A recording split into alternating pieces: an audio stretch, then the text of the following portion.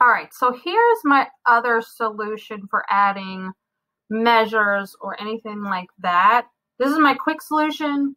I think it's a lot of steps, but this might work for now. I can't find anything else. So I'm going to delete this. I use the Flat for Docs extension. It works in Docs and Drive. So I'm going to create my musical snippet. And let's say I just have them doing rhythms.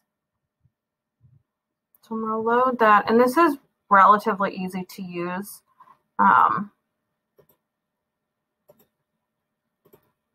let's do eighth notes.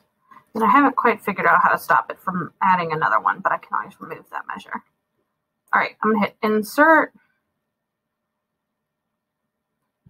Okay, so this is the rhythm I want them to ultimately do.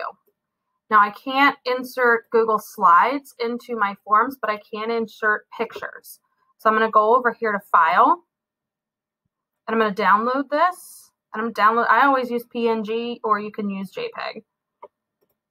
And it just does the current slide. So you could make 5 or 6 slides of different rhythms that you wanted kids to do.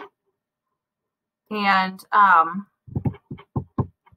you could save each individual slide. So now I'm going to go back over to the form.